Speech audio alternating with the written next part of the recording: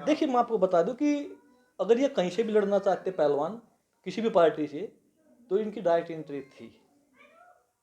पर ये अब इनकी मजबूरी लगाइए या कुछ लगाइए, इस तरीके से हालात इस तरीके के हो गए। नहीं तो अगर मैं भी तो राजनीति में नौकरी 10 साल में नौकरी छोड़ की, 10 साल डीएसपी जॉब छोड़ के डायरेक्ट आया, तो डायरेक्ट ये भी आ सकते थे। ये नहीं है कि भाई इनके लिए और यही रास्ता था, ये नहीं था रास्ता, तो इनके लिए सीधा था। पर ये सच में कुछ हालात ऐसे बने हैं कि वो जब मुश्किल में, वो बोलते कि मुश्किल में जान आई हुई है, तो नेता लोग होते हैं वो तो होते ही ऐसे हैं। इन्होंने उनको कैच कर लिया और अपनी रोटियां वो इनके ऊपर सेक रहे हैं। हाँ, फंसी गए हैं, फंसी गए हैं। ये राजनीति के लिए इन्होंने ये नहीं कहते कि हम ये करेंगे फिर राजनीति में आएंगे। ये तो ओलंपिक मेडलिस्ट हैं, बड़े खिलाड़ी हैं, इसमें कोई झूठ नहीं है, देश के लिए मेडल जीते हैं। और बस ये कुछ हालात ऐसे बने कि शायद इनको या तो मिसगाइड किया होगा या कुछ है कि भाई इतना लंबा इस तरीके से है। और जो इल्ज़ाम लगे हैं वो चलो अब पहले नहीं तो अब लगा दिए, उसका जो न्यायालय है वो फैसला करेगा, वो हम भी मानेंगे, आप भी मानेंगे, सब मानेंगे। और जो भी होना उनके साथ होना है, हम तो इसमें कहीं भी इन्वॉल्व नहीं है।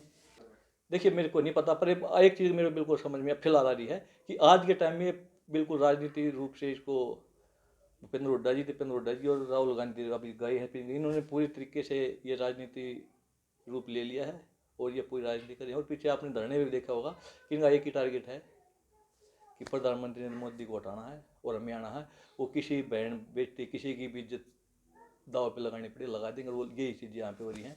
वो ये कुश्ती का भविष्य, ये कुश्ती की इज्जत दाव पे लगा रखी है यहाँ पे, कुश्ती को ख़त्म करने के लिए। इनको क्या मतलब कुश्ती बने ना बने, मेडल आए ना आए, इनको तो अपनी सत्ता चाहिए, कुर्सी चाहिए। और ये कुर्सी की लड़ाई है, उसमें हमारे जो जूनियर बच्चे हैं वो उनको दम तोड़ रहे हैं, कुश्ती आज दम तोड़ रही है। देखिए, मैं पहले ही दिन जब इन्होंने बोला कि मैं फेडरेशन की गोद में बैठा हुआ योगेश्वर, मेरा फेडरेशन 2016 रियो ओलंपिक के बाद कोई लेना देना नहीं था। मैं एक दो बार फेडरेशन में गया हूँ, वो भी मेरे को बुलाया था किसी, बुलाया क्या था, ये जो टाटा मोटर्स का के साथ जब कॉन्ट्रैक्ट हुआ था तो मुझे ही बुलाया था कि आप आइए, इनके साथ हम कॉन्ट्रैक्ट कर रहे हैं।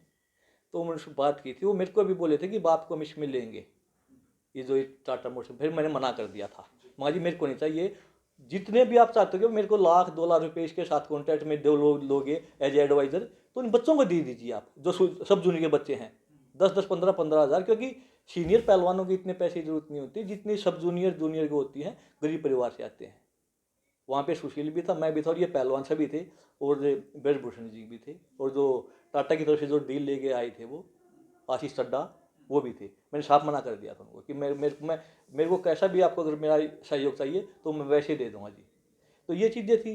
और उसके बाद में फेडरेशन में मेरा कोई मतलब ही नहीं था, हम तो अपने राजनीति लगाइए या अपने अकेडमी से रहते उसमें था। और इतना जाने कि भाई वो आदत भी नहीं है कि किसी के बिना बात, किसी के मतलब कि आते रहे जाते रहे, कोई काम हो तो फ़ोन कर लिया चले जाए, काम करोगी तो ठीक है, नहीं तो नहीं, कोई बात नहीं। तो हमारी तो ये चीज़ें थी। पर पहले एकदम इन्होंने तो मेरे बारे में बोला कि फेडरेशन की गोद में बैठे हैं, हम तो गोद में बैठे नहीं थे। पर हमारे बारे में एज एड कमेटी में जब उसमें वो साइड कमेटी में हम आए थे, हमारे बारे में बिना बात का दुष्प्रचार किया गया, जो 1% भी नहीं था। कोई अगर सवाल जवाब है तो कोई तो पूछ तो सकते हैं हम आदमी से कि भाई आपने के साथ क्या हुआ है, नहीं हुआ, आपके पास कोई प्रूफ है या नहीं है।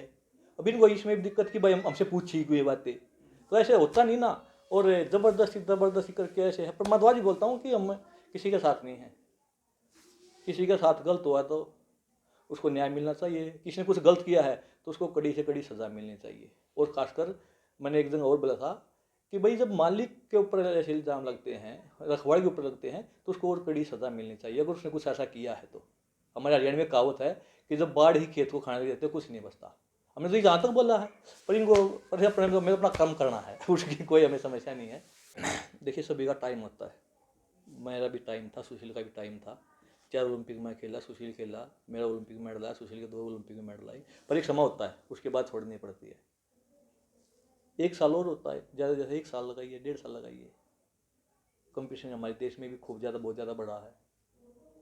तो ये तो नहीं बोलेंगे हम कि भाई इन्होंने आंदोलन इसलिए किया था कि हम यहाँ पर ब्रजभूषण तो बोलते हैं कि भाई हमने ट्रायल का जो सिस्टम था वो बदल दिया था कि ओलंपिक क्वालीफाई करने के बाद भी हम ट्रायल लेंगे। एक ट्रायल तो देनी पड़ेगी ओलंपिक क्वालीफाई करने वाले को, क्योंकि आज से पहले, अब तो रूल कमेटी ने बना दिया, जो ये वर्ल्ड कमेटी ने बनाई, पर आज से पहले जिसने भी क्वालीफाई किया है उसी को वही गया है, भारत की तरफ से उसी को कोटा मिला है।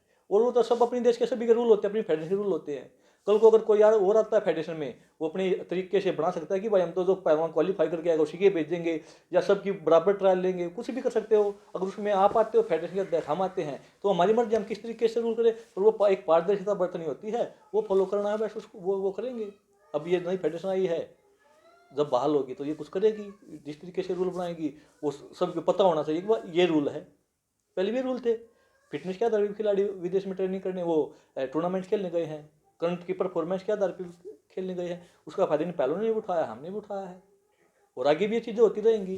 बिन ट्रायल आगे पहलवान जाएंगे जो आउटस्टैंडिंग खिलाड़ी होंगे, देखेंगे फिट है बिल्कुल, कोच की जो कोच लगाइए या सिलेक्शन कमेटी लगाइए, तो देखते हैं कि भैया पहलवान बिल्कुल आउटस्टैंडिंग है और जरूरत नहीं है इसकी ट्रायल की, सिलेक्शन ऐसे ही होते हैं।